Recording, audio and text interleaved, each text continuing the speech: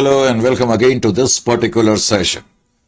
तो last session के बाद अब हम इस सेशन की तरफ मुखातिब होंगे सेक्शन वन की तरफ। सेक्शन वन में जैसा कि आप देख रहे हैं फ्लैश होते हुए अपनी स्क्रीन पर, इस सेक्शन का जो ताल्लुक है इसमें हमारी चर्चा जो होगी वो calculation of goodwill, non controlling interest holders और गेन ऑन बार्गेन परचेज से रिलेटेड कॉन्सेप्ट से होगी।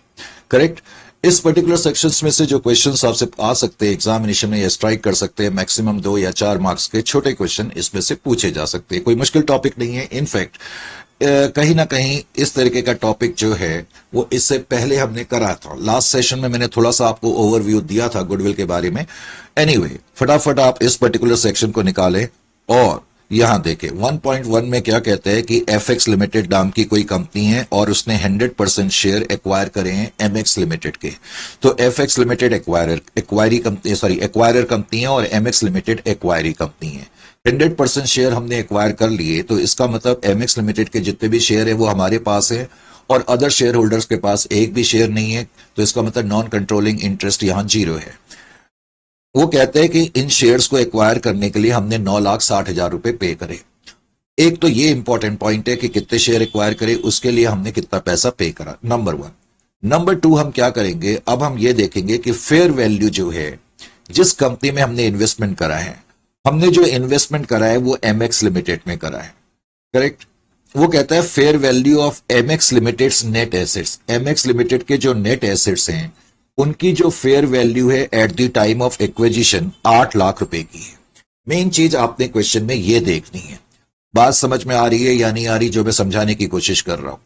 तो इस क्वेश्चन में सबसे पहले तो आपको यह समझना होगा, जस्ट मैंने वैसे ही बताया क्योंकि अभी पहला क्वेश्चन है, तो इसलिए 1.1 में मैंने तुम्हें यह बताने की कोशिश करी कि इस क्वेश्चन में एफएक्स लिमिटेड नाम की एक कंपनी है। हमेशा आपकी आदत होनी चाहिए कि कभी भी क्वेश्चन को तुम करो तो कहीं उसका एनालिसिस पहले कर लो ताकि गलती होने के चांसेस बिल्कुल ना रहें। फॉर एग्जांपल, एक एफएक्स लिमिटेड नाम की कंपनी है, एमएक्स लिमिटेड नाम की कंपनी है। एफएक्स एक्वायरर, ये एक्वायरी कंपनी है।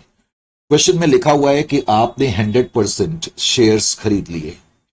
ये नहीं लिखा कौन सी तारीख को खरीदे। हमने अपने मन में मान लिया कि हमने इस तारीख को ये शेयर्स एक्वायर करें। Is it clear to you? 100% share acquire करें। अब मुझे ये देखना है कि इन शेयर्स को एक्वायर करने के लिए मैंने कंसिडरेशन कितना पे करा। क्वेश्चन में दिया हुआ है 9,60,000 का पे करा है। क्वेश्चन में जो दूसरी बड़ी बात दी है वो कहता है एमएक्स लिमिटेड नाम की जो कंपनी है उनके जो नेट एसेट्स हैं और उन नेट एसेट्स की जो फेयर वैल्यू है on the date of acquisition के दिन, वो कहता है कि फेयर वैल्यू उनकी 8 लाख की है। बहुत ही सिंपल सी चीज है। करेक्ट। तो अब मुझे इस क्वेश्चन में गुडविल कंप्यूट करनी है। गुडविल कंप्यूट करने के लिए मैंने तुम्हें समझाने के लिए यह बताया। बेसिकली हमें क्या करना पड़ता है, सबसे पहले तो मुझे यह देखना पड़ता है कि जो नेट आइडेंटिफाइबल एसेट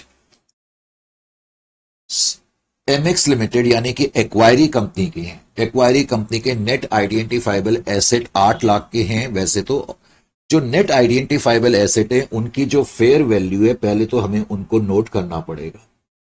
तो उनकी फेयर वैल्यू क्वेश्चन में दी हुई है कि 8 लाख की है। वैसे हम लिखते इसको इस तरीके से हैं कि 100% of net identifiable assets of fair value of acquiree company. Acquiree company के जितने भी नेट एसेट्स हैं उनकी फेयर वैल्यू को आपने पहले तो नोट कर लिया on the date of acquisition के दिन। डेट ऑफ एक्विजिशन के दिन 8 लाख की है। अब आप क्या करोगे, सबसे पहले तो ये जो नेट एसेट्स हैं आप ये देखोगे कि इन नेट एसेट्स में से अदर शेयर होल्डर्स को कितने एसेट बिलोंग करते हैं। प्रॉब्लम यह है कि इस क्वेश्चन में एनसीआई का कोई हिस्सा है ही नहीं क्योंकि 100% शेयर्स हमारे पास हैं। इसका मतलब ये जो एसेट्स हैं इसमें से नॉन कंट्रोलिंग इंटरेस्ट होल्डर को 0 बिलोंग करता है। करेक्ट।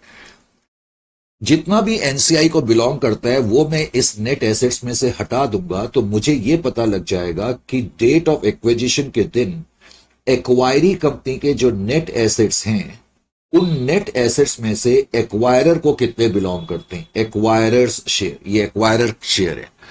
ये जो मैंने लिखा है एक्वायरर्स शेयर लिखा है, मैं यहां ठीक तरह से लिख दूं एक्वायरर। तो मुझे यह पता लग गया कि on the date of acquisition के दिन जो एक्वायरर कंपनी है उसके खाते में कितने नेट एसेट्स आए जो कि 8 लाख के आए इस पर्टिकुलर क्वेश्चन में। इन 8 लाख के एसेट को खरीदने के लिए हमने कंसिडरेशन कितना पे करा, यानी कि एक बार मुझे यह पता लग जाए कि एक्वायरर को बिलोंग करते हुए नेट एसेट्स कितने हैं, तो अब मैं कंसिडरेशन से उसको कंपेयर करूंगा। On the date of acquisition मैंने 9,60,000 रुपए का कंसिडरेशन पे करा है। 9,60,000 का कंसिडरेशन मैंने दिया और उसके एवज में मेरे पास केवल 8 लाख रुपए के नेट एसेट्स आए, तो मुझे नुकसान हुआ, ये कैपिटल लॉस है। कंसिडरेशन ज्यादा है, जितने के मेरे पास नेट एसेट्स आए उससे ज्यादा का अमाउंट कंसिडरेशन का है, तो इसलिए क्वेश्चन में ये गुडविल मानी जाएगी। 1,60,000 आपकी गुडविल मानी जाएगी। Is it clear to you और नॉट? समझ में आया या नहीं आया? उसके अलावा क्वेश्चन ने यह भी कहा है कि आप इसके कॉन्टेस्ट में एक एंट्री भी कर करके बताओ। अब जब मैं एंट्री करूंगा तो मैं एंट्री कैसे करूंगा, आपको एंट्री के बारे में भी मालूम होना चाहिए। सबसे पहले तो आप ये लिखें net identifiable asset, of course उनकी फेयर वैल्यू। आपके पास पहले तो नेट आइडेंटिफाइबल एसेट 8 लाख के, आपने नेट आइडेंटिफाइबल एसेट्स को डेबिट करना है। लेकिन ये सारे के सारे जो एसेट है वो आपको यानी कि एक्वायरर को तो बिलोंग नहीं करते। प्रैक्टिकल लाइफ में इसमें से कुछ हिस्सा एनसीआई का हो सकता है। इस क्वेश्चन में एनसीआई है नहीं, अगर होता तो मैं लिखता 2 एनसीआई। इस क्वेश्चन में एनसीआई का हिस्सा नहीं है। एनसीआई को मैं क्रेडिट इसीलिए करूंगा ताकि यह पता लग जाए कि हमारे हिस्से के नेट एसेट्स कितने हैं।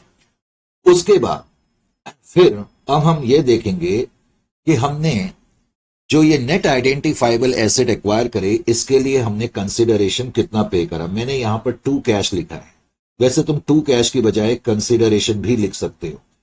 जब क्वेश्चन में दिया नहीं होगा कि कंसिडरेशन की पेमेंट कैसे करी जा रही है, तो यह माना जाता है कि वो कैश में करी जा रही है, तो इसलिए मैंने 2 कैश लिखा। आपने कितना कंसिडरेशन दिया? 9,60,000 का दिया। तो एंट्री से भी आप गुडविल निकाल सकते हो, जो बैलेंसिंग फिगर होगी वो गुडविल होगी। तो 1,60,000 जो कि हम ऑलरेडी निकाल चुके हैं। इस तरीके से आप एंट्री करेंगे। Is it clear to you? कोई मुश्किल चीज नहीं है। क्वेश्चन नंबर 1.2 को आप देखेंगे तो 1.2 में कहता है कि 31 मार्च 2023 को K9 लिमिटेड नाम की कोई कंपनी है, उसने L5 लिमिटेड नाम की कंपनी को एक्वायर कर लिया। प्रॉब्लम यह है कि इस क्वेश्चन में यह नहीं दिया कि आपने कितने परसेंटेज ऑफ शेयर एक्वायर करे हैं। जब कभी ऐसा ना लिखा हो, सिर्फ यह लिखा हो कि हमने एक्वायर कर लिया है और यह ना दिया हो कि आपने कितने परसेंट शेयर वगैरह खरीदे हैं, तो तब यह माना जाएगा कि हमने 100% शेयर खरीदे हैं। यानी कि इस क्वेश्चन में भी आप मान के चलेंगे कि हमने L5 को एक्वायर कर लिया तो हमने उसके 100% शेयर खरीद लिए हैं, क्योंकि क्वेश्चन में स्पेसिफिकली मेंशन नहीं है कि आपने कितने शेयर उनकी कंपनी के खरीदे। अब वो कहता है K9 ने जब L5 को खरीदा तो अब की बार जो हमने कंसिडरेशन पे करा, कैसे करा? हमने 60,000 इक्विटी शेयर दिए। वैसे तो उनकी फेस वैल्यू 10 रुपए की है, लेकिन 10 रुपए का जो शेयर है वो हमने किस प्राइस पर दिया? 240 के हिसाब से दिया, यानी कि 230 रुपए प्रीमियम पर दिया। तो कंसिडरेशन आपका कितना माना जाएगा? 60,000 इंटू 240 माना जाएगा।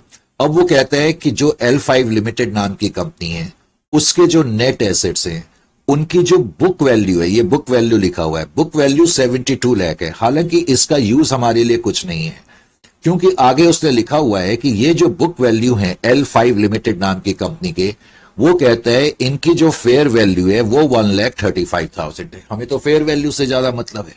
Are you getting my point और नॉट? तो इस क्वेश्चन को भी अगर मैं सॉल्व करूंगा तो 1 मिनट में आप इसको सॉल्व खुद ही कर सकते हो, मेरे इसमें बताने लायक नहीं है। लेकिन मैं ये साथ साथ चाहता हूं कि आपको थोड़ा बहुत आइडिया हो। याद रखें, क्वेश्चन का सॉल्यूशन आपने उसी तरीके से करना है जैसे मैंने सॉल्यूशन में दिया हुआ है।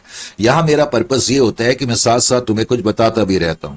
क्वेश्चन नंबर 1.2 के अंदर वो क्या कहता है? क्वेश्चन नंबर 1.2 के अंदर उसने क्या कहा, पहले तो आप यहां पर समझने की कोशिश करें। क्वेश्चन नंबर 1.2 में जो हमें दिया हुआ है, कहता है एक तो K9 लिमिटेड नाम की कंपनी है। कौन सी कंपनी है? K9 लिमिटेड नाम की जो ये कंपनी है। अब मुझे ये बताओ, ये एक्वायरर है या एक्वायरी है? सर आप कैसा मजाक कर रहे हो? ठीक है, मान लेते हैं ये K9 लिमिटेड नाम की कंपनी जो है ये अब की बार एक्वायरर कंपनी है। मेन चीज जो मैं पूछना चाह रहा था एक्चुअली वो ये कि कितना परसेंट शेयर हमने एक्वायर करा। हमने प्रेज्यूम करा कि हमने 100% शेयर एक्वायर करा, और अब की बार क्वेश्चन में वैसे लिखा हुआ है कि जो डेट आपको दी हुई है वो 31 मार्च 2023 की दी हुई है। तो डेट ऑफ एक्विजिशन मान लेते हैं कि ये है, करेक्ट। इस तारीख को आपने 100% शेयर खरीद लिए। अब इंपॉर्टेंट पॉइंट ये है कि शेयर खरीदने के लिए आप जो कंसिडरेशन दे रहे हैं वो कंसिडरेशन कैसे दे रहे हैं, ये दूसरा अहम पहलू है। कंसिडरेशन देने के लिए आपने क्या करा इस क्वेश्चन में, मैंने बताया था आप 60,000 शेयर्स दे रहे हैं, 60,000 शेयर्स, और 60,000 शेयर्स ऑफ ₹10 दे रहे हैं, लेकिन एट द रेट ऑफ 240 के हिसाब से दे रहे हैं। ये इसमें दूसरा अहम पहलू है। तीसरा अहम पहलू क्या है कि जो डेट ऑफ एक्विजिशन है उस दिन वो कहता है L5 लिमिटेड के जो नेट एसेट हैं उस दिन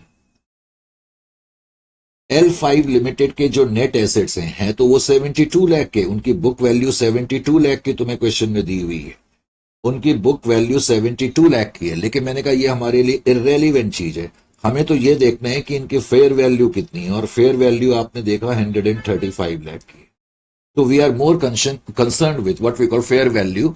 तो फेयर वैल्यू से हमारा मतलब है। अब मुझे क्वेश्चन सॉल्व करना है, तो क्वेश्चन सॉल्व करने के लिए मुझे क्या करना होगा, जैसा कि कुछ लम्हा पहले मैंने बताया था। सबसे पहले तो आप ये देखेंगे कि जो एक्वायरी कंपनी है L5 लिमिटेड नाम की, on the date of acquisition, date of acquisition के दिन आप नोट करेंगे, क्या नोट करेंगे, 100% of fair value of net assets या नेट आइडेंटिफाइबल एसेट नीफा ऑफ एक्वायरी कंपनी, जो कि इस केस में L5 लिमिटेड नाम की कंपनी है।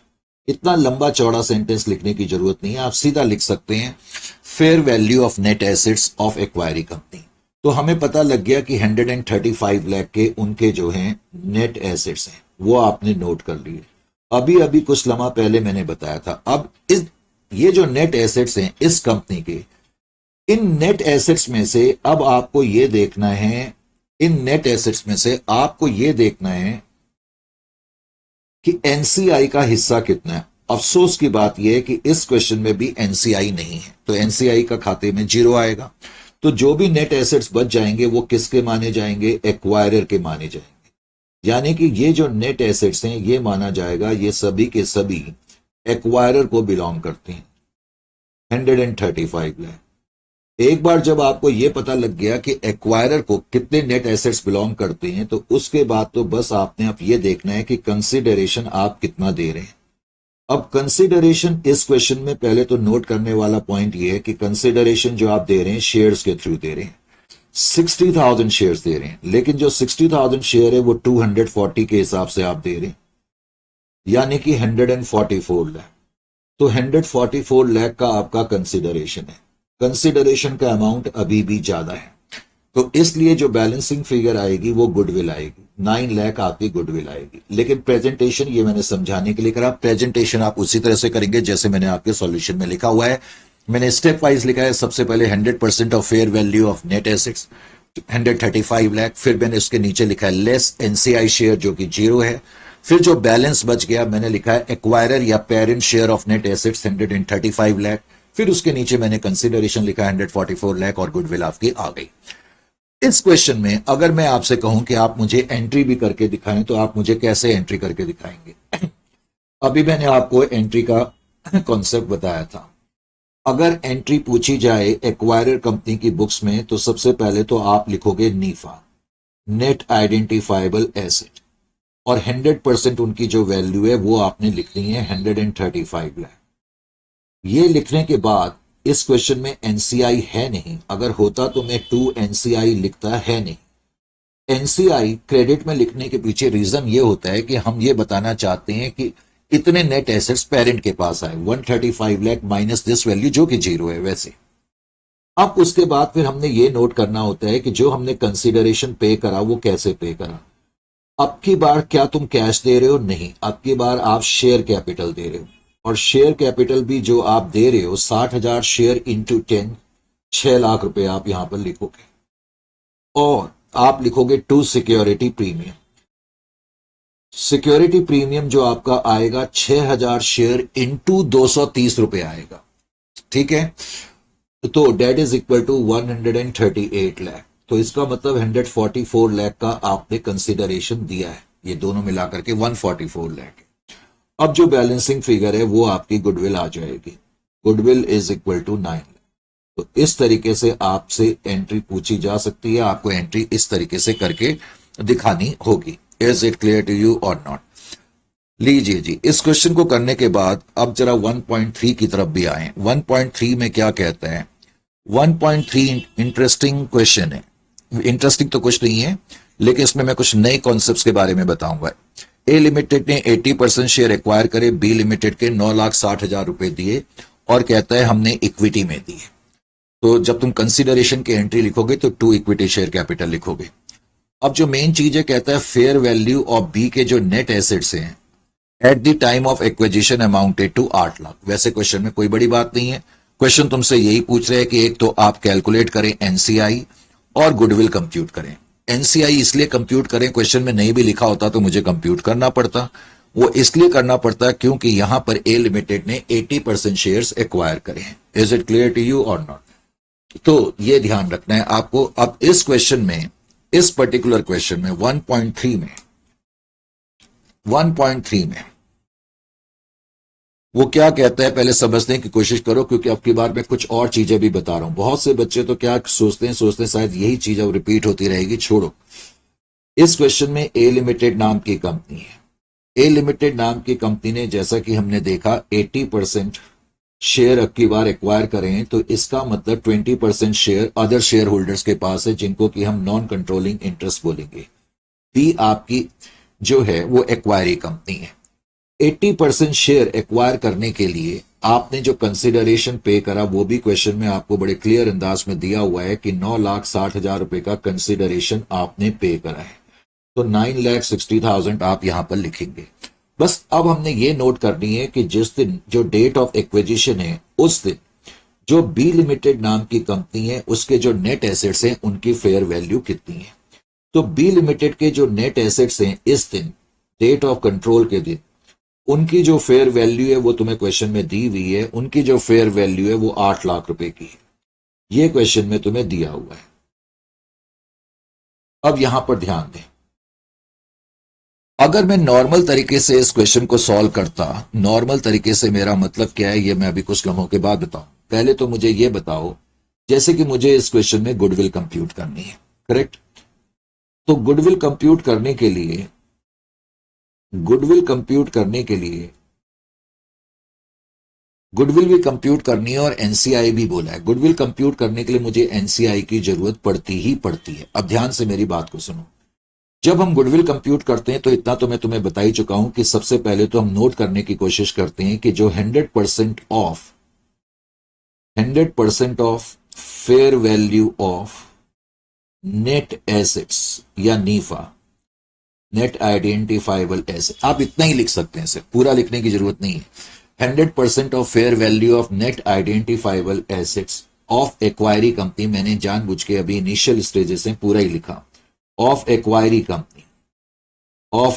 Company on the date of, जितना आप लिखेंगे उतना ज्यादा आपको मेमोराइज होगा।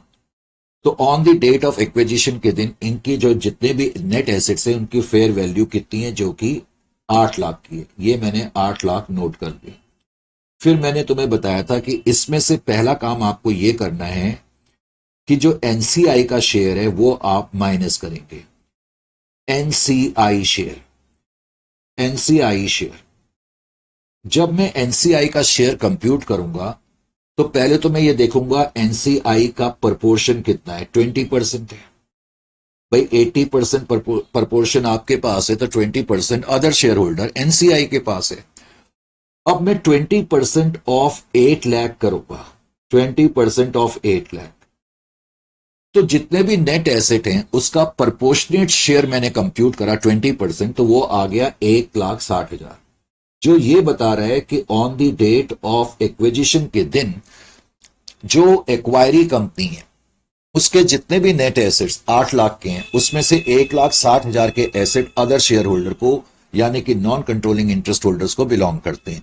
अब ध्यान ये रखना है, एक बड़ा पॉइंट जो मैं तुम्हें बताने जा रहा हूं, ध्यान तुमने क्या रखना है कि जब मैं इस तरीके से एनसीआई का शेयर कंप्यूट करूंगा, जो भी एनसीआई की परसेंटेज है उसको मैं नेट एसेट्स पे अप्लाई करूंगा, तो मैं कर क्या रहा हूं, मैं प्रपोर्शन ऑफ, या मैं इसको मैं ऐसे भी कह सकता हूं कि नेट एसेट का वो हिस्सा जो इन प्रपोर्शन टू एनसीआई है।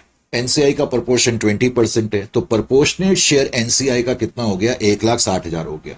जब मैंने एनसीआई का शेयर इस तरीके से कंप्यूट करा, जब भी मैं इस तरीके से एनसीआई का शेयर कंप्यूट करूंगा, तो आपको ध्यान क्या रखना है, इसका मतलब मैंने पीएसएनए मेथड का इस्तेमाल करा है। पीएसएनए का मतलब क्या है, proportionate share of net assets. Proportionate share of net assets हम बाद में देखेंगे कि इंड एस 103, जहां तक सवाल है नॉन कंट्रोलिंग इंटरेस्ट का, नॉन कंट्रोलिंग इंटरेस्ट को कंप्यूट करने का एक ऑप्शन, एक चॉइस जो है वो एक्वायरर कंपनी को देती है। यानी कि एक्वायरर कंपनी के पास एक चॉइस है, एक ऑप्शन है कि वो एनसीआई को proportionate share of net assets basis के हिसाब से भी मेजर कर सकती है, नंबर 1, और या अभी हम देखेंगे कि फेयर वैल्यू के हिसाब से भी मेजर कर सकती है। तो एनसीआई को मैंने यहां जो मेजर करा है, मैं बोलूंगा मैंने पीएसएनए के हिसाब से करा है, यानी कि proportionate share of net assets method के आधार पर करा है। Is it clear to you?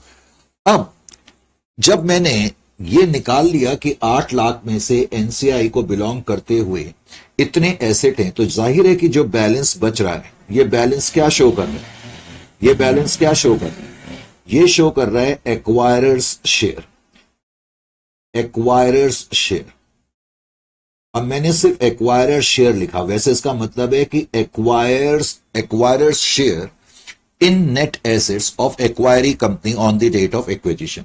तो on the date of acquisition को जो एक्वायरी कंपनी, सॉरी जो एक्वायरर कंपनी है, मैं कह सकता हूं उसके खाते में जो नेट एसेट्स आए वो 6,40,000 के आए, 6,40,000 के आए।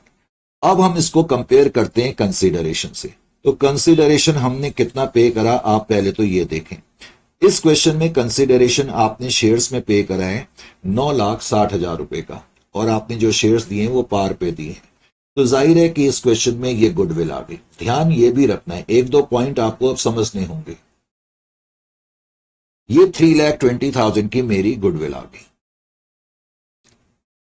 अब मुझे ये बताओ, सपोज यहां एनसीआई का शेयर ऑफ नेट एसेट 1,60,000 की बजाय कुछ और होता, तो क्या गुडविल का अमाउंट दूसरा आएगा या नहीं आएगा? सर बिल्कुल आएगा। तो यही मैं तुमसे कहने जा रहा हूं, ध्यान से देखें। यानी कि इस वाले क्वेश्चन में मैंने एनसीआई को मेजर क्या करा, प्रपोर्शनेट शेयर बेसिस पर करा। सपोज मैं एनसीआई को मेजर करूं फेयर वैल्यू पे, एनसीआई एट फेयर वैल्यू, अगर मैं एनसीआई को proportionate share of net assets basis पर मेजर ना कर करके फेयर वैल्यू पर करूं, तो जाहिर है कि मेरी गुडविल का अमाउंट में कुछ डिफरेंस आएगा। यानी कि जो गुडविल का अमाउंट है वो डिपेंड करता है कि आपने एनसीआई को पीएसएनए पर कंप्यूट करा है, वैल्यू करा है, या आपने एनसीआई को फेयर वैल्यू पे करा है। एनसीआई को पहले तो फेयर वैल्यू पे अगर कंप्यूट करना होगा तो मैं कैसे करूंगा? पहले तो अगला क्वेश्चन आपका यही बनता है, अगर मैं एनसीआई को कंप्यूट करता फेयर वैल्यू पे, तो फेयर वैल्यू पे मैं कंप्यूट करूंगा तो मैं कैसे करूंगा? पहले तो यहां पर ध्यान दें, एनसीआई को फेयर वैल्यू पे कंप्यूट करने के लिए पहले तो मैं क्या करूंगा, देखो यहां पर मैं लिखूंगा फॉर 80%, 80% शेयर्स खरीदने के लिए, करेक्ट, जो भी एक्वायरी कंपनी है उसके 80% शेयर खरीदने के लिए मैंने उनको कितना कंसिडरेशन पे करा। कंसिडरेशन या कंसिडरेशन का सिंपल वर्ड्स में मतलब है हमने कितना अमाउंट पे करा। कंसिडरेशन या कीमत जो हमने पे करी वो 9,60,000 की करी। कितने की करी? 9,60,000 की करी। वैसे जो मैं कर रहा हूं उसकी जरूरत नहीं है, लेकिन मुझे कुछ समझाना भी होता है। मैं आपसे एक सिंपल सा क्वेश्चन पूछता हूं, अगर मैंने 80% की बजाय, अगर मैंने 80% के बजाय सपोज 100% स्टेक्स खरीदे होते, या मैं एक्वायरी कंपनी को कहता कि भाई मुझे आपके 100% स्टेक्स खरीदने हैं, तो तब मुझे कितना प्राइस देना पड़ता है ये मैं निकाल सकता हूं। अरे मैं निकाल सकता हूं या नहीं निकाल सकता? सर बिल्कुल निकाल सकते हैं। कैसे निकाल सकते हैं? That is 9,60,000। 9,60,000 को मैं मल्टीप्लाइड कर दूं 100 से और डिवाइड कर दूं 80 से, तो मुझे पता लग जाएगा कि 100% अगर मैंने स्टेक्स खरीदे होते तो उस केस में मुझे फिर कंसिडरेशन कितना देना पड़ता? 12 लाख रुपए का देना पड़ता। 12 लाख रुपए। इसका मतलब क्या है? जो 100% शेयर कैपिटल है एक्वायरी कंपनी की, उसकी मार्केट में वैल्यू 12 लाख रुपए के बराबर होगी, यानी कि ये बेसिकली फेयर वैल्यू दिखाती है। अगर एक्वायरी कंपनी के 100% शेयर की फेयर वैल्यू इतनी है तो देयरफॉर एनसीआई का शेयर कितना है? 20% है। तो 20% की वैल्यू कितनी होगी मैं निकाल सकता हूं। तो 20% की वैल्यू कितनी होगी भाई? 12 लाख जो वैल्यू है वो 100% शेयर की है, तो 12 लाख का मैं 20% निकाल लूं तो कितना आ जाएगा? 2,40,000 आ जाएगा। तो 2,40,000, यानी कि जब मैं एनसीआई को फेयर वैल्यू बेसिस पर मेजर करता तो एनसीआई के हिस्से में नेट एसेट्स कितने आ रहे हैं? 2,40,000 के नेट एसेट्स आ रहे हैं। ये बात समझें। यानी कि इस सिचुएशन में अगर मैं गुडविल कंप्यूट करूं, अगर एनसीआई को मैं फेयर वैल्यू बेसिस पर मेजर करता तो तब मेरी गुडविल कितनी आती? ये बड़ी आसानी से देखा जा सकता है। गुडविल कितनी आती? 100% ऑफ नेट आइडेंटिफाइबल एसेट। पहले तो हम यही लिखते हैं, हमें इतना ही लिखने की जरूरत है। 100% of net identifiable asset of acquiree company on the date of acquisition. On the date of acquisition को जो नेट एसेट्स हैं वो 8 लाख के हैं।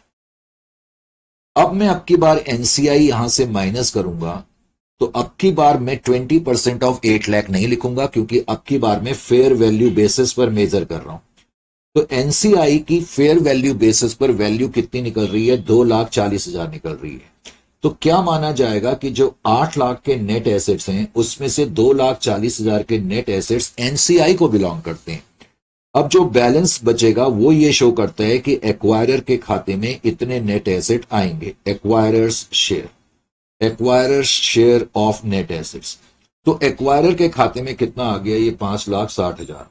तो 5,60,000 के नेट एसेट्स आएंगे। अब आप इसको कंपेयर करेंगे कंसिडरेशन से। अब आपने कंसिडरेशन से जब इसको कंपेयर करा तो कंसिडरेशन आपने कितना पे करा है? 9,60,000 का पे करा है या नहीं करा? सर बिल्कुल करा है। तो 9,60,000 का आपने कंसिडरेशन पे करा है, 9,60,000 का। तो कितना आ गया अमाउंट गुडविल का? 4 लाख। 4 लाख गुडविल आ गई। यानी कि गुडविल की कैलकुलेशन इस बात पे डिपेंड करती है। तो तुम्हें जो मेन चीज मालूम होनी चाहिए कि गुडविल की जो कैलकुलेशन है वो इस बात पे बहुत ज्यादा डिपेंड करती है कि आपने एनसीआई को जो मेजर करा है, आपने एनसीआई को जो मेजर करा है वो किस पर करा है? एनसीआई को जो आपने मेजर करा है क्या proportionate share of net assets basis के हिसाब से मेजर करा है या आपने फेयर वैल्यू बेसिस के हिसाब से मेजर करा है? यहां मैं आपको एक चीज क्लियर कर दूं जो कि कुछ लम्हा पहले मैंने बताया था कि एनसीआई को मेजर करने का अधिकार या ऑप्शन जो है वो एक्वायरर कंपनी का है। ये ऑप्शन है। इंड एस 103 ऑप्शन देता है, चॉइस देता है। इंड एस 103 जो है वो एक ऑप्शन देता है एक्वायरर कंपनी को कि वो चाहे तो एनसीआई को मेजर कर सकता है इस पर भी और इस बेस पर भी। Is it clear to you और नॉट? हालांकि अगर मुझे चॉइस दी जाए तो मैं प्राथमिकता फेयर वैल्यू को दूंगा, यानी कि आपकी कोशिश होनी चाहिए कि एनसीआई को आप फेयर वैल्यू पर मेजर करें। लेकिन होता क्या है कि मोस्ट ऑफ द टाइम जब आप क्वेश्चंस करेंगे तो आप देखेंगे कि फेयर वैल्यू को कंप्यूट करने के लिए इंफॉर्मेशन नहीं दी होगी, तो ना चाहते हुए भी आपको पीएसएनए का ही ज्यादा यूज करना पड़ेगा। वो एक अलग मैटर है। लेकिन अगर प्रैक्टिकल लाइफ की बात करी जाए तो हमेशा जो क्योंकि ऑप्शन है तो हमेशा पहले प्राथमिकता फेयर वैल्यू को दी जाती है और उसके बाद पीएसएनए को दी जाती है। लेकिन आपके लेवल पे जब हमें क्वेश्चन सॉल्व करने होंगे तो हमें यही मेथड ज्यादा, पीएसएनए मेथड ज्यादा यूज करना होगा, क्योंकि फेयर वैल्यू के लिए इंफॉर्मेशन कम होती है या ना के बराबर होती है। तो एक तो मैंने ये बताया कि एनसीआई की जो वैल्यूएशन है उसको, उसके लिए एक चॉइस दी गई है एक्वायरर कंपनी को इंड एस 103 के द्वारा। नंबर 1। नंबर 2, गुडविल इस बात पे जाहिर है कि गुडविल की जो वैल्यू है वो डिपेंड करेगी कि मैंने एनसीआई को पीएसएनए बेसिस पर करा या फेयर वैल्यू बेसिस पर करा। नंबर वन, जब पीएसएनए बेसिस पर हम करते हैं तो उसमें कोई प्रॉब्लम नहीं है, जो भी एनसीआई की परसेंटेज है उसको हम नेट एसेट्स पे अप्लाई कर देंगे और फेयर वैल्यू हमें निकालनी आती है। अब आपने एक चीज यहां पर नोट करनी है, अगर मैंने एनसीआई को मेजर करा है पीएसएनए के बेसिस पर, तो इस केस में जो गुडविल आती है, जो कि 3,20,000 की गुडविल आई थी जो हमने कंप्यूट करी थी, इस केस में जो ये गुडविल आती है इसको हम कहते हैं शेयर ऑफ एक्वायरर। यानी कि ये गुडविल क्या बताती है कि ये एक्वायरर के हिस्से की गुडविल है। इससे मेरा मतलब क्या है ये मैं अभी बताऊंगा। और अगर मैं एनसीआई को मेजर करता हूं फेयर वैल्यू पर, इस केस में जो गुडविल आती है इसको हम कहते हैं फुल कॉस्ट ऑफ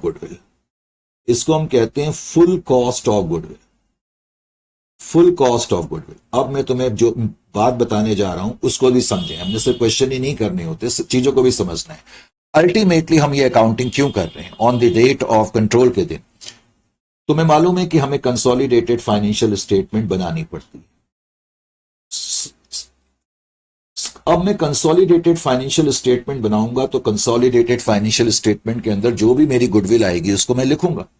सपोज मैंने गुडविल यहां पर 3,20,000 लिखी, तो ये जो 3,20,000 की गुडविल आई थी ये कैसे आई थी? जब मैंने एनसीआई को proportionate share of net assets basis पर मेजर करा था।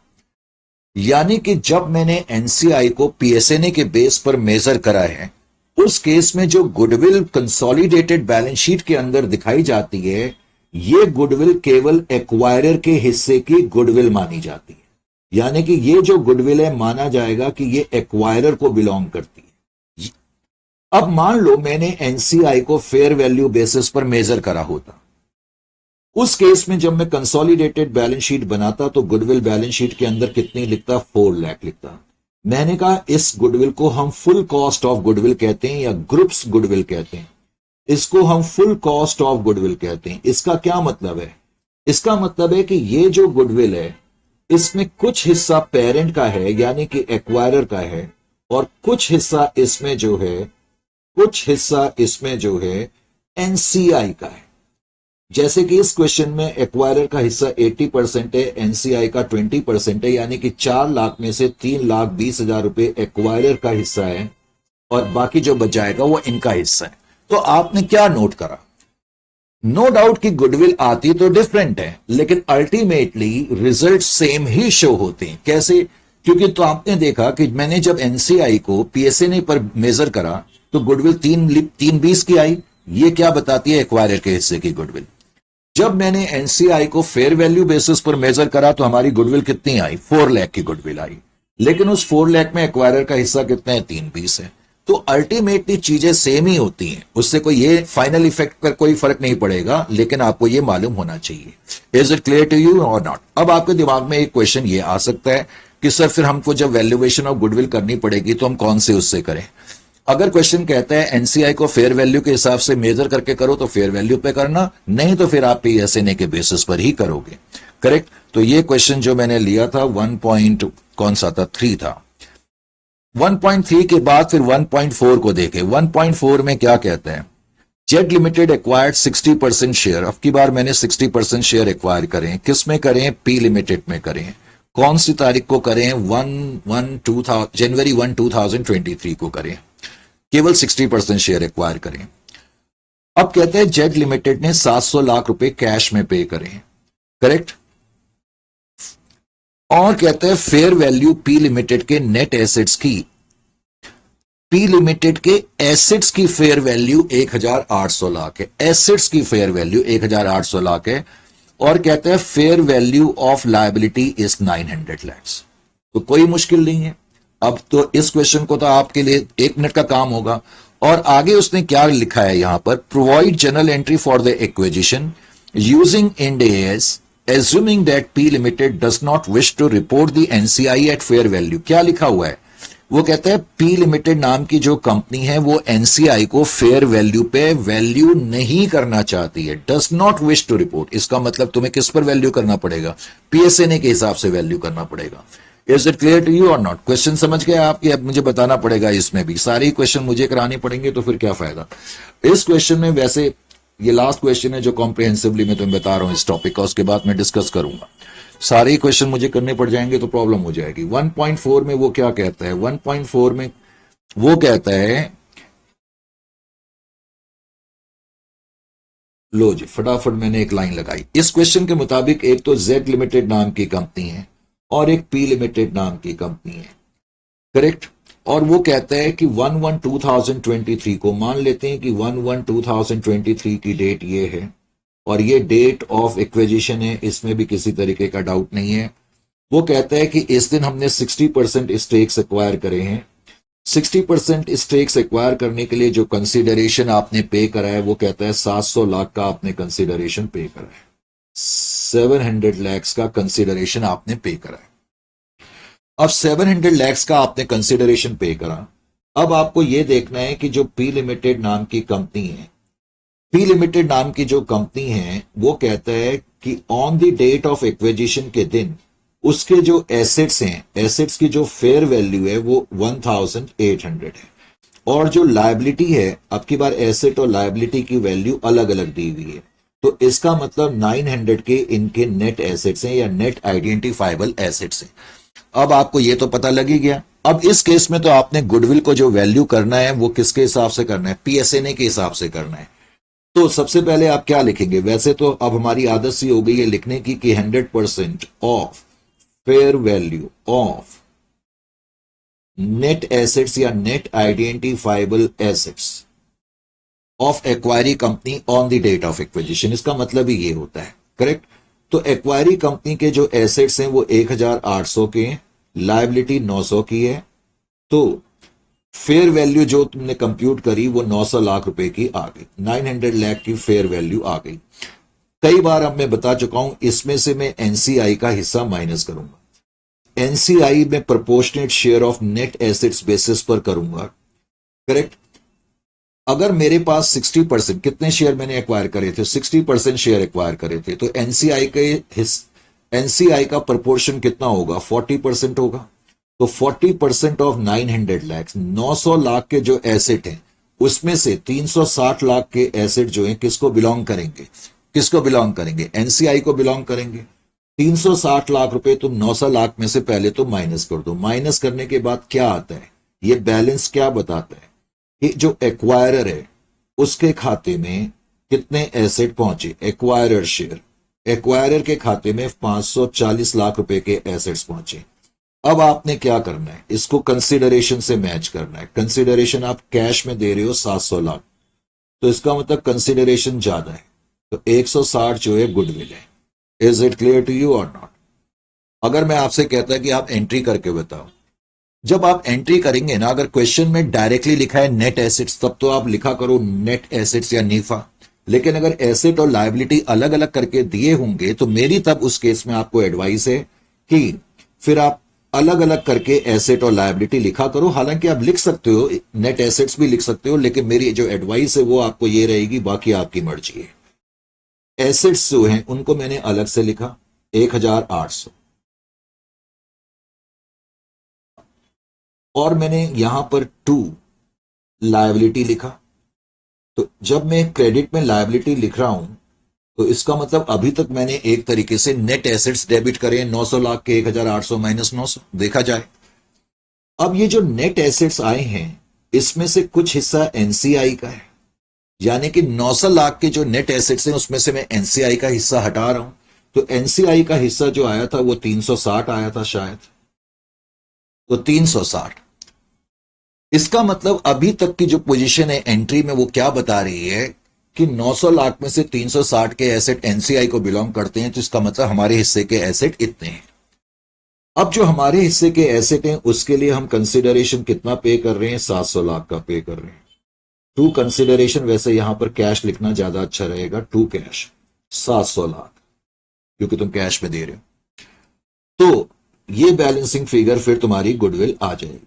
जो भी आएगी 160। वैसे तो तुम कंप्यूट कर ही चुके हो, लेकिन ऐसे करा जा सकता है। इस क्वेश्चन में तुम्हें एनसीआई उस मेजर जो करनी थी वो पीएसएनए पर करनी थी, और 99% हम पीएसएनए पर ही करेंगे। 1.5 में क्या कहते हैं, on 1st of January M limited acquired 80% of equity interest of P limited. Correct, 80% P limited की जितनी भी इक्विटी शेयर कैपिटल है उसमें से 80% शेयर हमने एक्वायर कर लिए, लेकिन पेमेंट हमने कैश में करी है। कंसिडरेशन हमने 250 का पे करा है, लेकिन कैश में करा है। अब कहता है आइडेंटिफाइबल एसेट 350 के हैं। Correct, identifiable assets are measured at 350, इसका मतलब ये फेयर वैल्यू, और लायबिलिटी जो है वो 50 लाख की है। अब उसने इस क्वेश्चन में तुम्हें एक चीज दी है, कहता है fair value of 20% non controlling interest is 43। भाई तुम्हारे पास 80% स्टेक्स हैं, तो इसका मतलब नॉन कंट्रोलिंग इंटरेस्ट कितने के होंगे? नॉन कंट्रोलिंग इंटरेस्ट 20% होंगे, और उसने नॉन कंट्रोलिंग इंटरेस्ट की वैल्यू तुम्हें ऑलरेडी दे दी है, फेयर वैल्यू। अब की बार क्वेश्चन में इनकी फेयर वैल्यू तुम्हें दी हुई है, तो तुम्हें इनकी फेयर वैल्यू जो गिवन है वो ही कंसीडर करनी पड़ेगी। 20% की फेयर वैल्यू 43 है, तो इस क्वेश्चन में तो तुम्हारे लिए कोई प्रॉब्लम है ही नहीं। सबसे पहले हम क्या करेंगे, नेट आइडेंटिफाइबल एसेट हम लिखते हैं 100% of fair value of net identifiable asset. Asset 350 के हैं, लायबिलिटी 50 की है, तो 300 नेट एसेट्स हैं। उस नेट एसेट्स में से एनसीआई में माइनस कर दूंगा। एनसीआई जो है अब की बार फेयर वैल्यू पर है और उसकी वैल्यू गिवन है 43। तो जो बच गया, ये जो बच गया शेयर ऑफ एक्वायरर, ये शेयर ऑफ एक्वायरर बताते हैं। तो शेयर ऑफ एक्वायरर कितना हो गया? 257 हो गया। अब 257 के नेट एसेट एक्वायरर के पास आए। 257 के एसेट एक्वायर करने के लिए 250 का कंसीडरेशन हमने पे करा। ये पहला क्वेश्चन है जिसमें एसेट ज्यादा आ रहे हैं, 257। तो इसका मतलब ये जो आया, इसको मैं कैपिटल रिजर्व किसी जमाने में कहता था, आजकल हम इसको गेन ऑन बार्गेन परचेज कहते हैं, और ये इक्विटी का आइटम है। इक्विटी के अंदर हम शेयर कैपिटल और अदर इक्विटी दिखाते हैं, तो ये अदर इक्विटी का आइटम है। अदर इक्विटी के अंदर जनरल रिजर्व, रिजर्व फंड वगैरह के जो आइटम तुम शो करते थे वो दिखाए जाते हैं। तो गेन ऑन बार्गेन परचेज भी वही दिखाया जाएगा। Is it clear to you? वैसे मैंने नॉलेज के लिए बताया। अब एक और चीज मैं बता दूं, वैसे gain on bargain purchase practical life में पॉसिबल नहीं हो सकता, लॉजिकली नहीं हो सकता, लेकिन ये सब तब हो सकता है जब कोई कंपनी बहुत सीवियर कंडीशन में चल रही है, किसी मजबूरी में चल रही है, बहुत ही दबाव या प्रेशर में चल रही है, और वो अपना बिजनेस बंद करना चाहती है या बेचना चाहती है किसी मजबूरी के तहत। तो तभी ऐसा होगा कि जो कंपनी उसके बिजनेस को टेक ओवर कर रही है या उसके बिजनेस को एक्वायर कर रही है, तो उस कंपनी को कुछ गेन हो। Is it clear to you? Otherwise कभी भी gain on bargain purchase possible नहीं हो सकता। एक सिंपल सा तरीका है, सपोज आपके बिजनेस की वैल्यू 100 करोड़ की है, आपके नेट एसेट 100 करोड़ के हैं, और मैं कहता हूं मैं आपका बिजनेस खरीदना चाहता हूं 80 करोड़ में, तो क्या आप अपना बिजनेस मुझे बेचोगे? नहीं बेचोगे। आप अपना बिजनेस मुझे, जो तुम्हारे बिजनेस के नेट एसेट्स हैं, उससे कम वैल्यू पे तभी बेच सकते हो जब आपके ऊपर कोई मजबूरी है, प्रेशर है, कंपल्सन है, अदरवाइज नहीं। करेक्ट? फिर इस केस में एंट्री करेंगे, तो एसेट 350 के आ रहे हैं, पहले तो लायबिलिटी यहां लिखी। जब मैं लायबिलिटी यहां लिख रहा हूं तो नेट एसेट 300 हो गए। दूसरा काम होना चाहिए, नेट एसेट्स में से पहले एनसीआई लिख लो। इसका मतलब जो 300 के नेट एसेट्स आए उसमें से तुमने एनसीआई का हिस्सा हटा दिया। तो इसका मतलब क्या हुआ कि अब तुम ये दिखा रहे हो कि हमारे खाते में, एक्वायरर के खाते में कितने एसेट आए? 257 के आए, उसके लिए आप 250 दे रहे हो। तो अब की बार गुडविल नहीं आई, गेन ऑन बार्गेन परचेस आ गया। इस तरीके से तुम इस क्वेश्चन को करोगे। 6 में क्या कहते हैं? 6 में कहते हैं 1 जनवरी 2023 को हंसा लिमिटेड नाम की कोई कंपनी है, हंसा लिमिटेड, उसने 70%, हंसा लिमिटेड ने 70% इक्विटी इंटरेस्ट खरीदे हैं।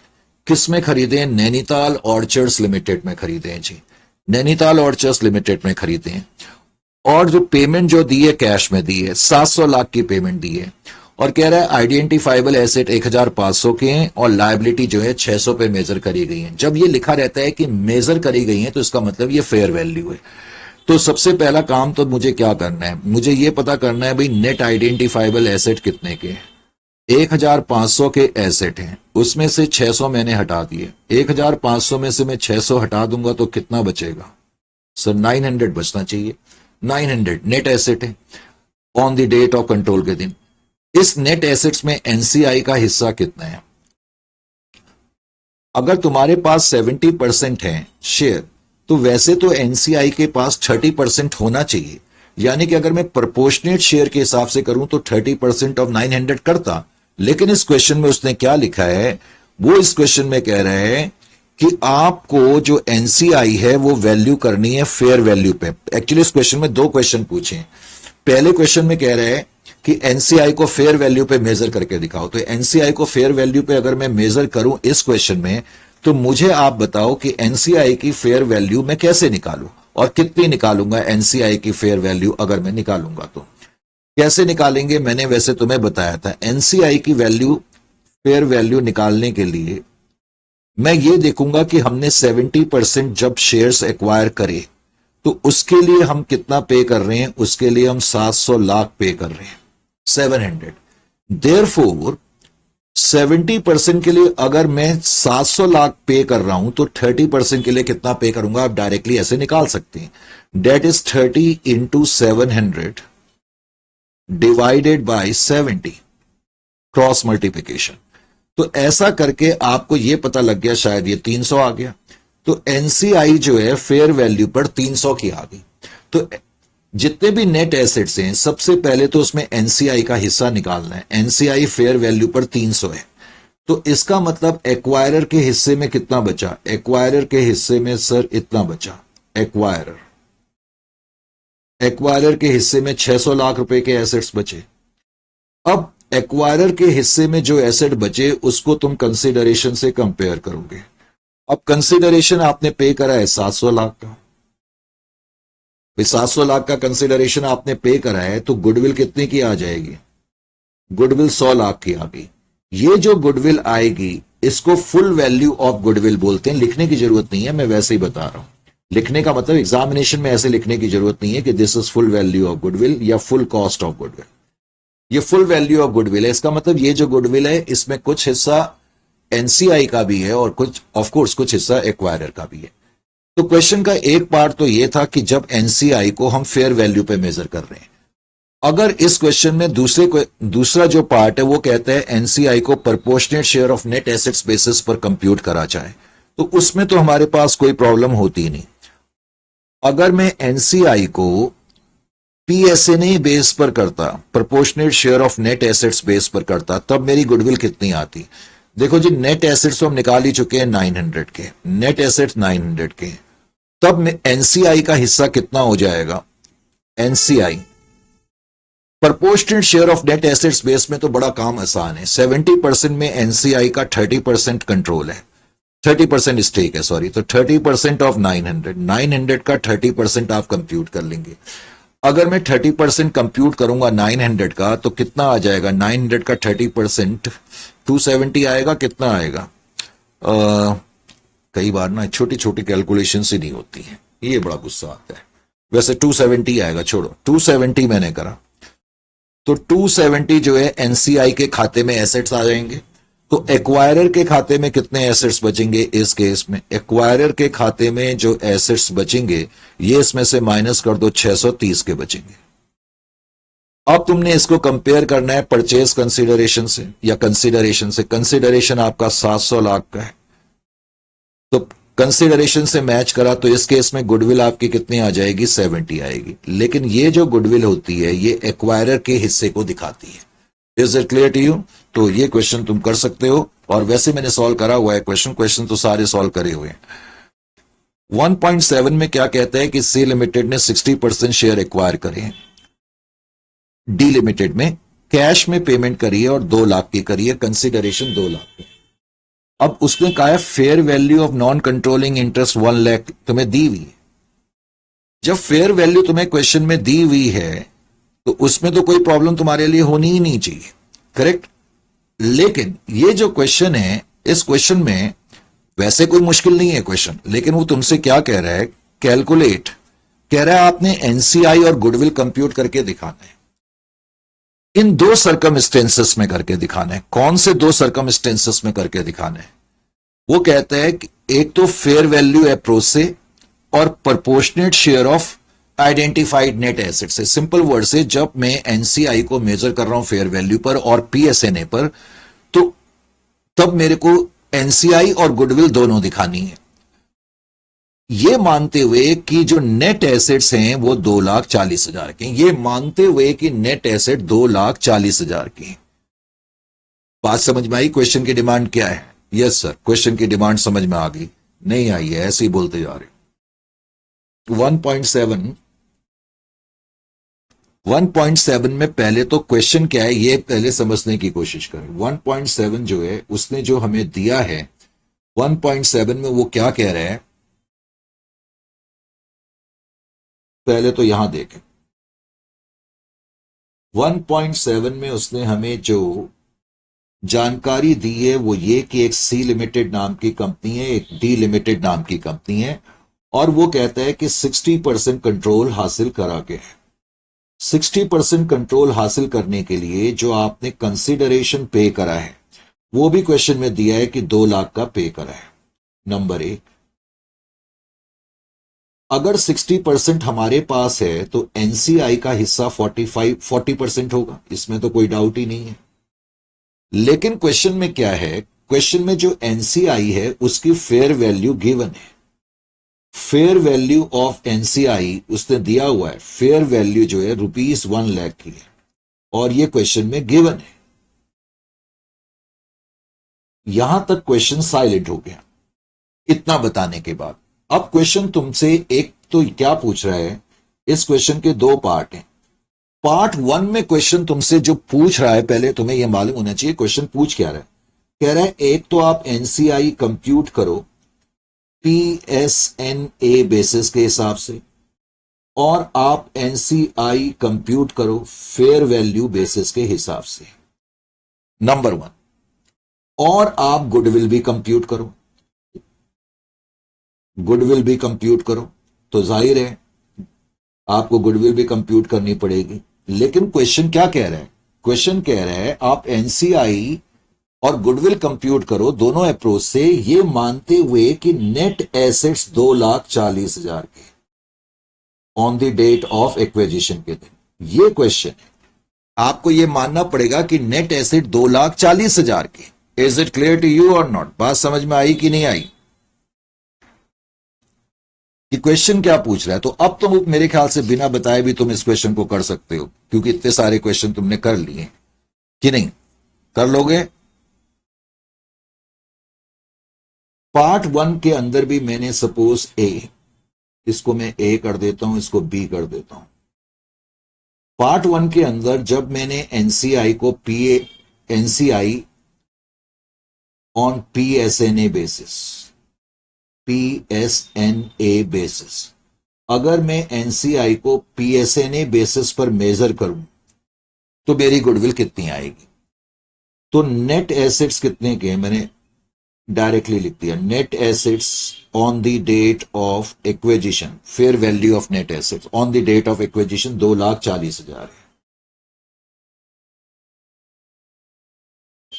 अब इसमें से आप क्या करोगे, एनसीआई का हिस्सा माइनस कर दोगे।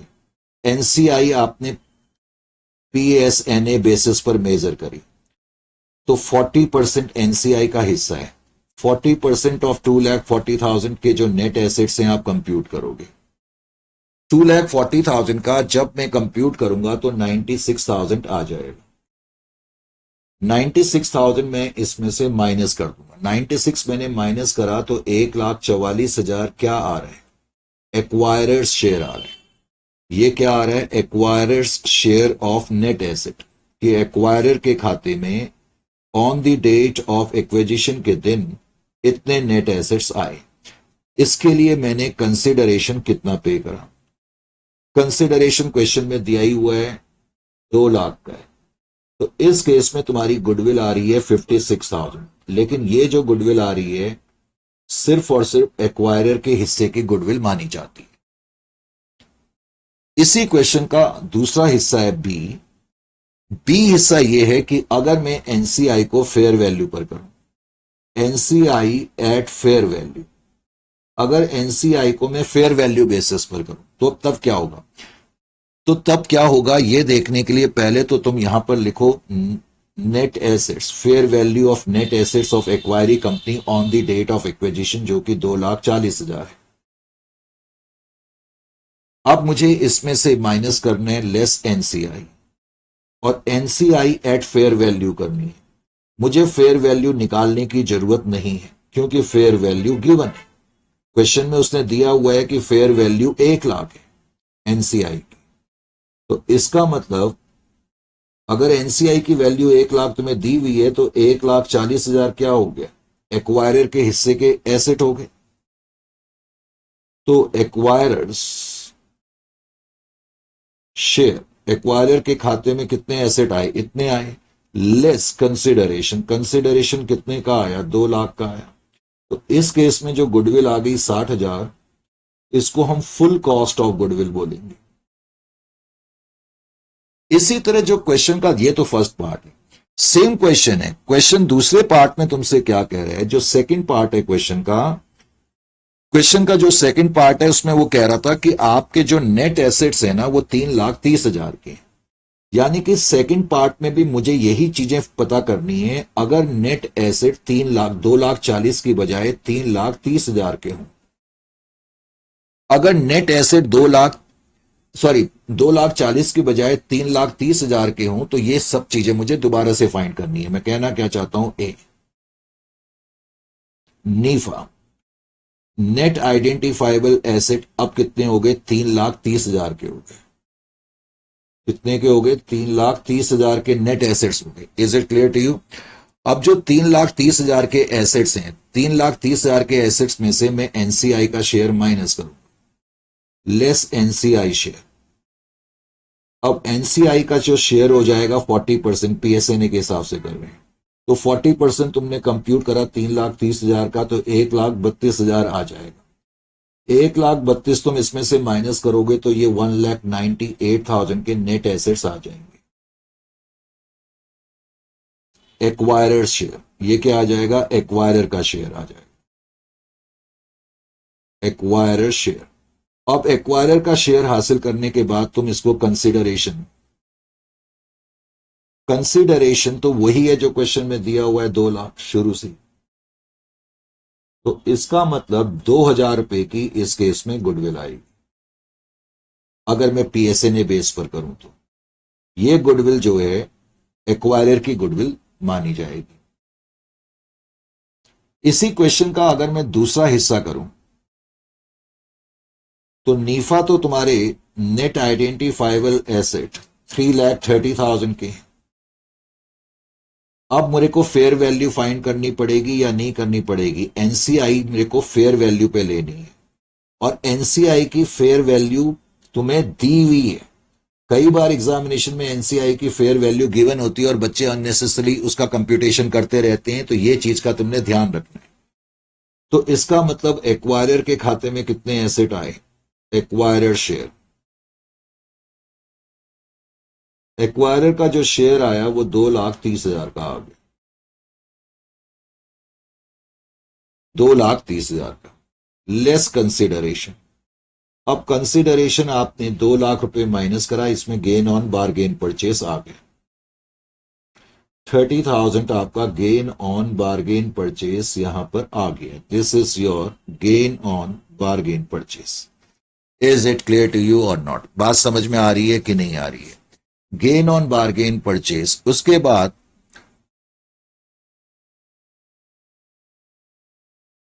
क्वेश्चन नंबर 8 जो है वो क्या कहता है, W1 limited acquires S1 limited. पहले तो कहता है W1 लिमिटेड ने S1 को एक्वायर करा है। कैसे करा, हमने 60% इक्विटी शेयर खरीदे, और 60% ऑफ इक्विटी शेयर खरीदने के लिए हमने 15,00,000 रुपए कैश में दिए। पहले तो यह ध्यान रखना है। फिर कहता है कि जो fair value of NCI is determined at ₹10,00,000। तो फेयर वैल्यू ऑफ एनसीआई तो तुम्हें क्वेश्चन में ही दे दी 10,00,000। और कहता है कि जो नेट एसेट हैं, aggregate value of identifiable asset and liabilities जो है वो 5,00,000 की है। इस क्वेश्चन में मेरे बताने लायक कुछ भी नहीं है। इज क्लियर टू यू और नॉट? 1 मिनट में तुम क्वेश्चन खुद ही कर सकते हो। अब वो कहता है गुडविल कैसे रिकॉग्नाइज करी जाए on the two measurement basis, यानी कि टू मेजरमेंट बेसिस का मतलब एनसीआई को जब मैं पीएसएनए पर करूं और फेयर वैल्यू पर करूं। मैं वैसे ही बता रहा हूं, मैं और कुछ ज्यादा नहीं बता रहा इस केस में। सपोज मैं एनसीआई को फेयर वैल्यू बेसिस पर करूं तो मुझे ये बताओ गुडविल कितनी आएगी, तुम ही बताओ भाई। नेट एसेट्स तुम्हें क्वेश्चन में गिवन है, नेट एसेट्स उसने दे ही दिया, नेट एसेट 5 लाख के। 5 लाख के नेट एसेट्स में से तुम एनसीआई माइनस करोगे और एनसीआई की जो फेयर वैल्यू है वो गिवन है, फेयर वैल्यू गिवन क्वेश्चन में ये दी हुई है। वो कह रहे हैं एनसीआई की जो फेयर वैल्यू है, कहां चला गया, वेट एक मिनट,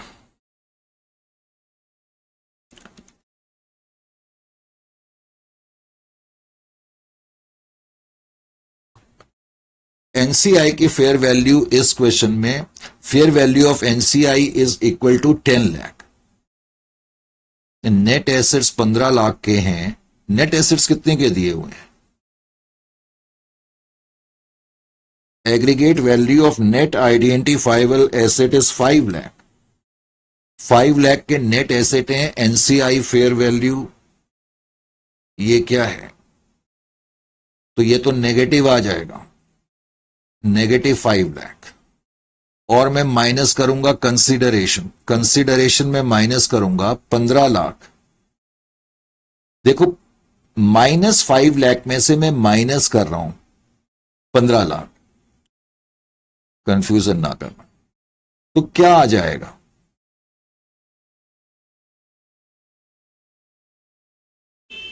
ये 20 लाख आ रहा है। पहले मुझे यह बताओ कि -15 लाख की फिगर बड़ी है या -5 लाख की फिगर बड़ी है। सर ऑब्वियसली ये गुडविल आएगी। ओके, अब तुम्हें इस क्वेश्चन में इसकी एंट्री करनी पड़ेगी। हालांकि ये बड़ा वेग सा क्वेश्चन है, ऐसी पॉसिबिलिटी होना बड़ा मुश्किल सा है, लेकिन अब क्वेश्चन दिया है तो मुझे करना ही पड़ेगा इसी तरीके से। करेक्ट, इसी क्वेश्चन में ये तो था, मैंने अगर फेयर वैल्यू बेसिस के हिसाब से करा है, क्योंकि उसने लिखा है fair value of NCI is measured eight ₹10 lakh. अब इसी क्वेश्चन में अगर मैं पीएसएनए बेस पर करता हूं तो नेट एसेट्स तो 5 लाख के होते हैं, और उस केस में एनसीआई कितनी होती, सर एनसीआई जो है वो 40% होती, और 40% कितना होता, 2 लाख होता। 2 लाख होता तो 3 लाख एक्वायरर के हिस्से के नेट एसेट्स आ जाते, और फिर मैं कंसिडरेशन माइनस करता, कंसिडरेशन 15 लाख का होता। तो इस केस में गुडविल जो आती 12 लाख की आती। तो दोनों केस में गुडविल की वैल्यू ये निकलेंगी। वैसे मैंने क्वेश्चन नीचे सॉल्व भी करके दिया हुआ है। Is it clear to you? 5 lakh के नेट आइडेंटिफाइबल एसेट आए, 15 लाख का तुमने कैश दिया। एनसीआई ये जो एंट्री पास करी हुई है जब हमने एनसीआई को फेयर वैल्यू पे मेजर करा है, ये एंट्री है। उस केस में गुडविल हमारी 20 लाख निकली थी, ये गुडविल है। इसके हिसाब से एंट्री तुम खुद ही कर सकते हो। 1.9 में क्या कहता है, 1.9 में कहता है K9 limited acquires K2 limited by purchasing 90% of its equity share for ₹900 lakhs। वो कहता है हमने 90% शेयर खरीदे हैं, 900 लाख रुपए में खरीदे हैं, कैश में पेमेंट करी है। फिर कहता है management have elected to adopt full goodwill method.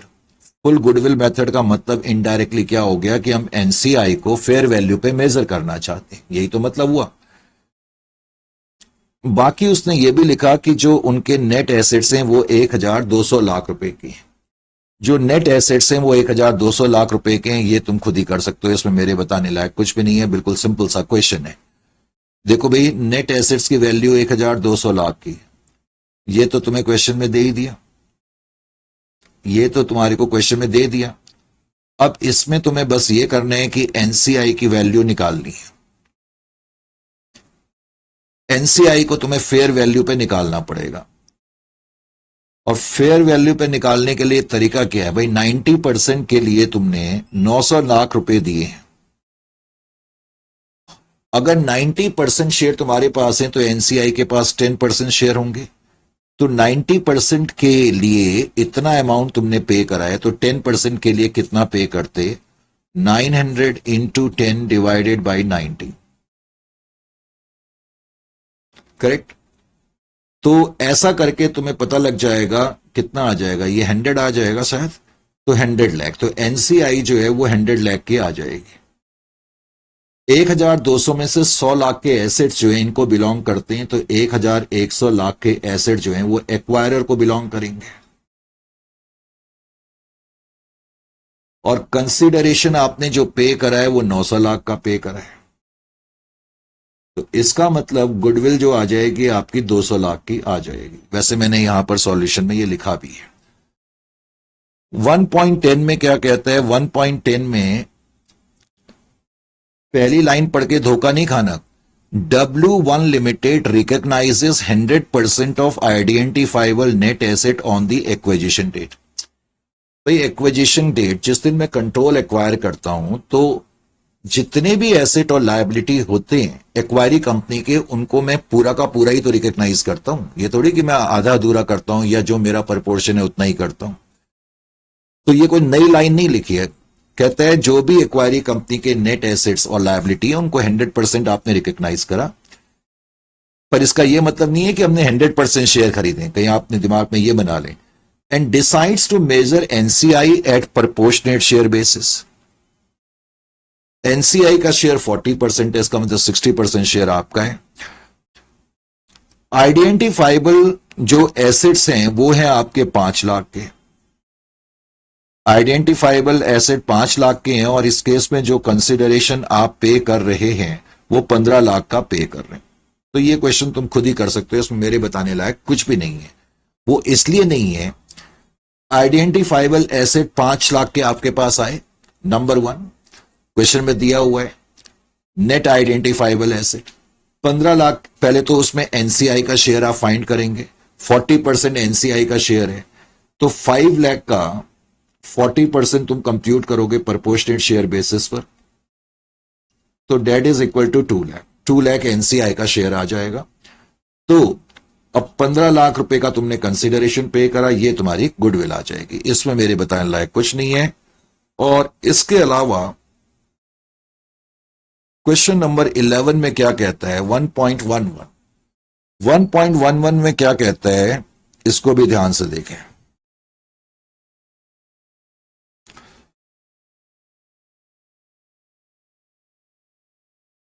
चलो खैर, कभी कभी ये पेन जो है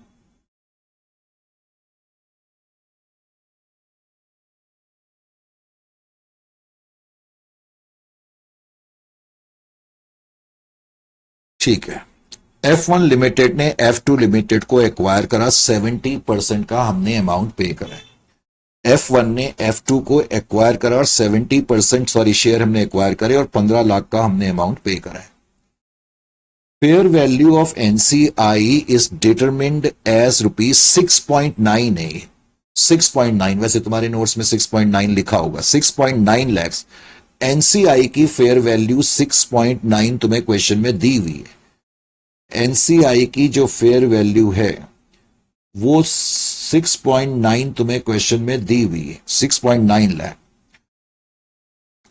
फिर आगे कहता है मैनेजमेंट ने डिसाइड करा कि हम अडॉप्ट करेंगे फुल गुडविल मेथड, यानी कि एनसीआई को फेयर वैल्यू पे मेजर करेंगे। एग्रीगेट वैल्यू जो है एसेट्स की वो 22 लाख की है। अब इस क्वेश्चन में तो मुझे कुछ बताने की जरूरत ही नहीं है। सपोज में एनसी, वैसे तो क्वेश्चन ने दोनों से पूछा है, प्रोपोर्शनेट शेयर बेसिस के हिसाब से। पहले तो क्वेश्चन ने इसी के हिसाब से पूछा और बाद में कहता है कि क्या आपका आंसर अलग होता अगर आपने प्रोपोर्शनेट शेयर और बेसिस के हिसाब से करा होता। क्वेश्चन ये कह रहे हैं। सबसे पहले तो हम क्या करेंगे, नेट आइडेंटिफाइबल एसेट, उनकी वैल्यू, फेयर वैल्यू तुम्हें दी हुई है 22 लाख की, 22 लाख की वैल्यू है। इस 22 लाख की वैल्यू में से एनसीआई फेयर वैल्यू पर कितनी है? एनसीआई एट फेयर वैल्यू जो कि क्वेश्चन में गिवन है 6.9 है। अगर एनसीआई 6.9 है तो एक्वायरर के खाते में कितने एसेट आएंगे? 22 लाख, जस्ट वेट, 22 लाख में से 6.9 पहले तो तुम माइनस कर दो, 22 में से मैं माइनस कर दूं 6.9 तो 15 पॉइंट, जस्ट वेट, 22 माइनस 6.9, 15.10 के नेट एसेट्स एक्वायरर के हिस्से में आएंगे। कंसिडरेशन जो हमने पे करा था इसमें 15 लाख कैश में पे करें, तो इस केस में कंसिडरेशन का अमाउंट कम है, तो 0.10 जो आ गया ये क्या आ गया? गेन ऑन बार्गेन परचेज आ गया। इस केस में गेन ऑन बार्गेन परचेज आ गया। अगर मैं नीफा को फेयर वैल्यू पे लूं, लेकिन अगर मैं नीफा को प्रोपोर्शनेट शेयर बेसिस पर लेता, पीएसएनए बेसिस पर लेता, 70% हमने कंट्रोल हासिल करा है, तो पहले तो 70% ऑफ 22 लाख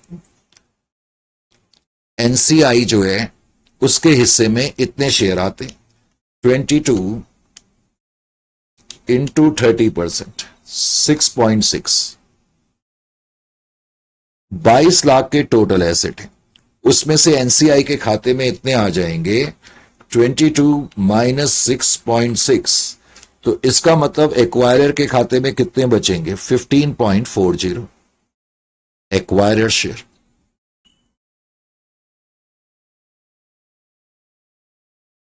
एक्वायरर शेयर और कंसिडरेशन आपने देख ही लिया, कंसिडरेशन कितना है? कंसिडरेशन 15 लाख का है।